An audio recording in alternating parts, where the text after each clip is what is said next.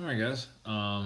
Welcome back. Starting this week, got some good news, got some bad news. Depends on how you look at it. The good news is the questions that you guys received or should have received. Uh, that's pretty much it for you this week. We're really not going to be doing much. There's no paper to do. Um, we may have a quiz on Friday, but still, I wouldn't really consider that a bad thing, considering that you guys have access to all the notes and all my lectures. That you literally could just there's no time limit on the quizzes if you go to Socrative.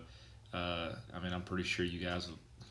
I would. I know if I was you, I would use the notes to kind of help me go along in the test. So there really should be nothing but hundreds on all your quizzes and tests, just because all the information is sitting right here in front of you.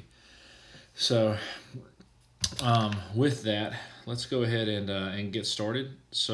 I think when we left off, I was going to move into the Battle of Stalingrad, uh, but the, uh, there's still so much. There's still so much that's happening that I didn't want to leave out, and part of that is the U.S. getting involved in World War II.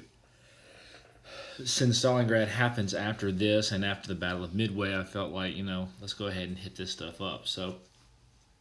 Just to kind of almost review, the Japanese after World War One really kind of were hoping for equality. They had kind of grown their military to the point that they actually weren't bad. They had even won some battles in Eastern Russia when Russia was doing the revolution and communism and all that kind of stuff. Japan actually got involved and were defeating some of the Russian forces. They were actually a pretty legit military. But when they went to the negotiations in Paris, they had hoped to be treated as equals. They hoped that Japanese would be able to immigrate freely into other countries, and that was pretty much shot down. And part of that was Japan. It was kind of a little bit of racism toward the Japanese. I know the Americans had some of it. Um, they kind of painted them as short, buck teeth little people who just really didn't do much, couldn't do much. Um, they also hoped that their parliamentary democratic government would help them gain some recognition by the Western nations. Like, hey, we're trying to be like you, so surely that'll help. It didn't. And then further complicating the situation is when President Coolidge actually signs a bill barring non-whites. This includes Japanese, Chinese, anybody who's not white. You're not allowed to come and move in the United States. So super racist.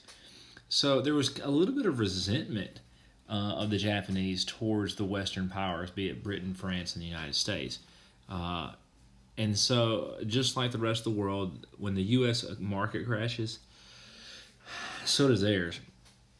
And it's so bad at times that there are stories of fathers selling their own daughters into prostitution just to make some sort of money.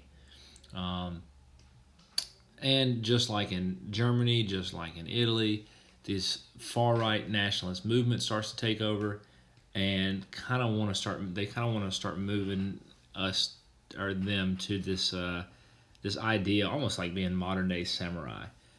And the leader of this group is a man named Hideki Tojo, and he's the son of a former samurai. Now, he eventually is going to take over control of Japan, but not quite in the early stages. But he's a very narrow-minded guy, and he only sees the world through a military point of view, and he also thinks that that's really the solution to any problem is a military answer. So he doesn't really understand things other than in a military spectrum. Now, also, I'm trying to yawn here. I'm sorry. A key figure in the Japanese military is Admiral Yamamoto. Now, he's famous. He's the one who kind of conducts this operation on Pearl Harbor. Um, he's kind of almost like a rock star in Japan. Now, Yamamoto is probably one of the more fascinating generals that I have found, um, because despite his concerns, despite his fears on things, he did what his government asked him to do. And the cool thing about Yamamoto was he really wasn't a bad guy at all. He was extremely intelligent. I mean, a brilliant military tactician. Um, but he was also very, very familiar with the United States. I mean, he had been to Harvard. He had studied there, so he knew the U.S. and how powerful their industry was.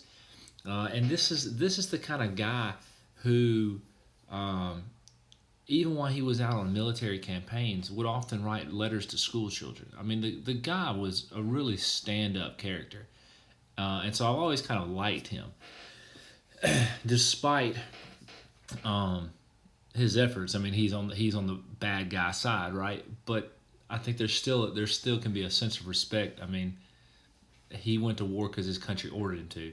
He never wanted to attack the United States, and in fact, he warned against it. Um, and that's kind of what we're going to go into. So, as Japan eyes oil fields, the oil fields are actually in Indonesia. So on your map, it's actually south of the Philippines. They know they have to get around the U.S. in order to get there. Now, again, Yamamoto says, "Look, it's not a good idea. If we can find a way to do this without getting the United States involved, that would be great." Again, being that he is from the United States, he's seen what they're capable of doing. It's a massive country. So Japan and their little bitty island, who really doesn't even have natural resources of its own, that's going to be trying to go Japan against the United States is going to be a tall order. So, despite all this, the the government leaders basically say, "Look, we don't really give a crap. We're going to go. We won't. We're going to have to attack the Philippines. That's under United States control, in order to get to the oil fields in Indonesia." Well, Yamamoto basically says, "Okay, look, if you're going to do this, there's one way we need to go about this, and we need to strike for the jugular at Pearl Harbor." And he believes in his own strategy, in the sense that he believes his own strategy is only going to be about 50-50 chance of success. Um, the U.S. and their intelligence and their military, he just doesn't know. He's not quite confident that it's going to be as successful as he wants it to be. So they set out and they start planning for months on how to attack Pearl Harbor. Now, Pearl Harbor becomes a target because Roosevelt moves the U.S. Navy there. And he moves the U.S. Navy there as a warning sign to the Japanese, "Hey, you need to chill out on your expansion or we're going to come for you." The thing about Pearl Harbor, the thing about Hawaii that kind of makes it a nice place to be, is it's really too far for anybody to get to, unless you're coming from the United States. And even if you did, you'd have to have one heck of a fuel tank to do it. Also, it has some the mountainous areas around it provided some natural cover, but its port is believed to be extremely shallow. And this is going to prevent it or they believe is going to prevent them from having any sort of torpedo attacks from enemy ships or enemy submarines or whatever the case may be. Now, U.S., as the Japanese saw it, were 10 times richer than they were, but they only had the 17th largest army in the world at the outbreak of World War II. Japanese start making moves that seem to indicate preparations for war. There's a lot of radio traffic going on, and so the U.S. ended up sending dispatches to that areas in the Pacific should be braced for Japanese attack. Now, Admiral Kimmel, who's the admiral in charge of Pearl Harbor, believes that it's going to happen to the Philippines, it's going to happen to Wake, but it's not going to happen to Pearl Harbor. That'd be stupid. It's not going to happen to us. And he then receives word again that the Japanese are burning their coding machines and all this communication equipment, which, when a country does that, is usually a pretty big red flag that something bad is about to happen. But he doesn't think it's going to happen against him. he thinks it's going to happen to. He thinks that the Japanese are burning their machines because they're afraid the U.S. is about to attack them. So again, he's still kind of in this naive phase, and and this is probably the first mistake of the United States. And then later on at a dinner party in Washington, D.C., the Secretary of the Navy, Frank Knox, to also show off his confidence, is he basically tells the media, whatever may happen, we will not be surprised. The American Navy is ready. Boy, was he wrong.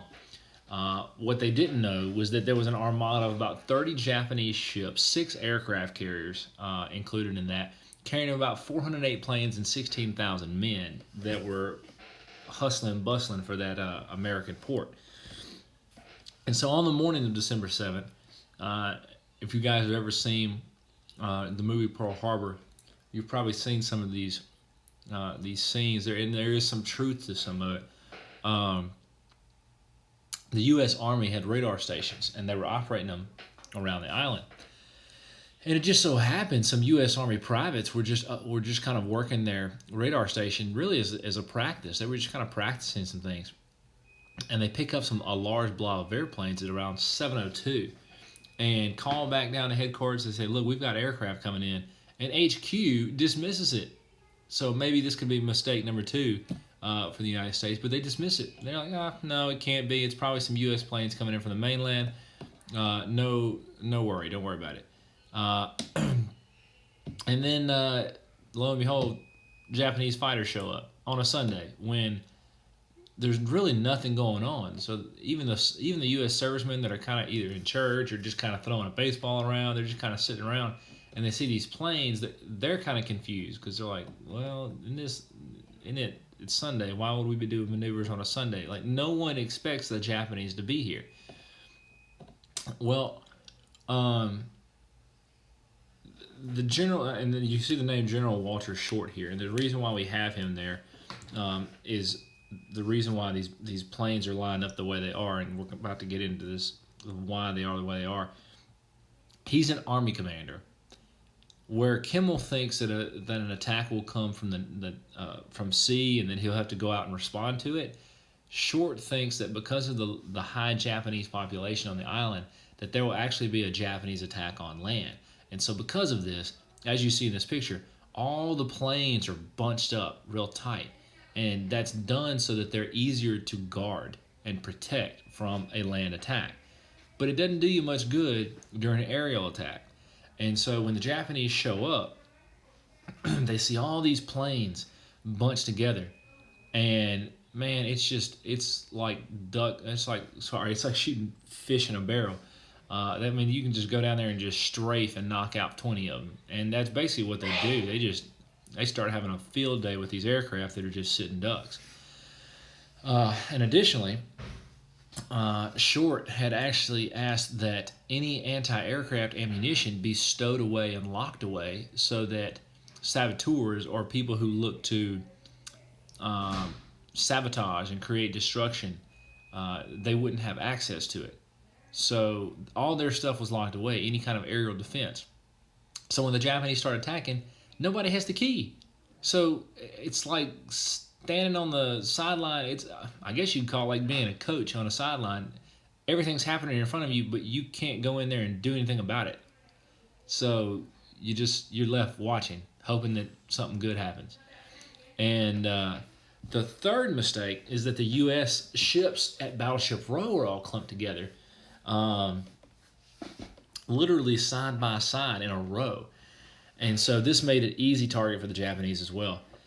The fourth mistake is that, and this happened kind of as before the battle really starts, is that Kimmel actually received a phone call 30 minutes prior to the attack that a Japanese sub had been sunk outside of Pearl Harbor. And he never really acted on the information. He was kind of like, oh, okay, well, whatever. He didn't really believe that it would happen. So he's kind of sitting there stunned. Well, in just 2 hours, the Japanese do some damage. They do some major damage. They destroy about 328 aircraft, destroy 19 ships, 2,400 Americans are killed, and it really cripples the U.S. naval fleet. And the Japanese are like, great, the U.S. Navy's out of action. This will take them forever to get back involved in it. And so they start moving. And within 24 hours, the Japanese have taken Hong Kong, Thailand, Malaysia, and the U.S. Philippines, and even the areas of Indonesia with oil that they needed. But here's the number one mistake, and where Yamamoto actually was concerned. He felt that the attack had missed key targets.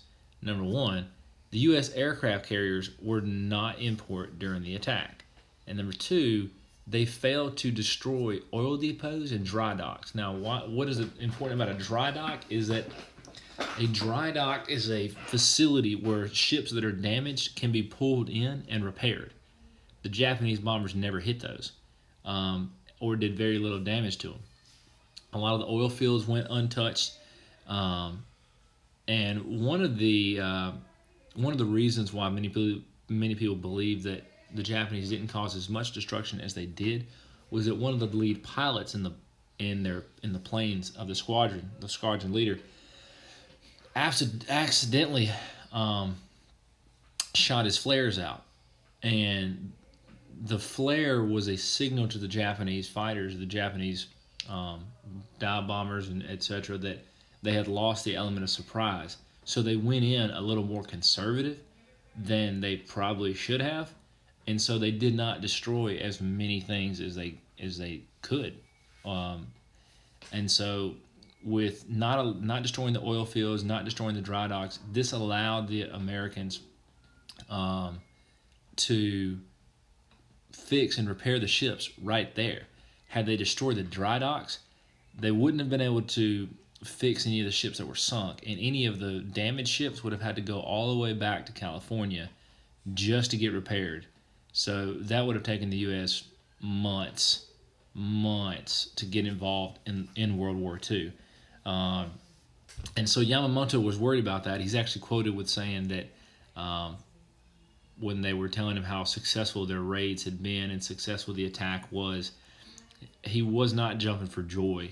In fact, he said, "All I fear is that we've awoken a sleeping giant." So, post Pearl Harbor, of course, the United States is going to declare war. Winston Churchill is actually relieved. He comes up. He'd been trying to get the United States in the war this whole time. The U.S. kept saying no. But when people had talked to him, he had talked about how relieved he was that though people had to die, the U.S. is now in the war, so the Allies must prevail. I mean, the resources and personnel that the U.S. could supply either side of the war, it was a difference maker. I mean, it was like coming in with a haymaker, halfway through the fight. And so he's actually quoted with saying, "So we had won after all," discussing that the death at Pearl Harbor, he kind of considered it a victory for the Allies because despite those who died, it got the U.S. involved. And with the U.S. involved, he was sure that they were going to be able to win this war. So Roosevelt and Congress declare war, and then 4 days later, confusingly, and some people don't really understand why. Some people will say that Hitler was trying to back up his Japanese allies, but then Germany declares war on the United States. In 3 months, half the ships that had been destroyed are returned to service, and eventually all but 3 are going to be fully repaired. On April 18th, 1942, the Doolittle raid is launched, and Tokyo is bombed. Now, the interesting thing about the Doolittle raid is, and this is a picture of it, they send the United States send one carrier out there to help get these medium-range bombers within range of Tokyo. It's really not much of a victory. It's just for headlines. It's just for morale. They really don't do a ton of damage to Tokyo. But what infuriates the Japanese is number one, their people had kind of been told that no one's going to touch you. You're untouchable. You're an island out in the middle of the ocean. No one is within range of you because we've conquered everybody that's within range of us. So you're never going to be touched. The second thing that really kind of aggravated him was that some of the bombs had dropped really close to the emperor's residence. Now, the emperor was seen as a divine figure. He was like a god. And had he been killed, that would have meant, with the Japanese going by the old laws, old samurai laws of Bushido and things like that, that would have meant a mass suicide of all the high command. Um, so, yeah, it did a lot to kind of show that the Japanese were not as untouchable as they thought they were. So the Japanese decide, you know what, we're going to make the carriers a priority, and so they start making plans to lure the Americans into a trap. And so we're actually going to stop right there for today, and we'll pick up on this on Wednesday.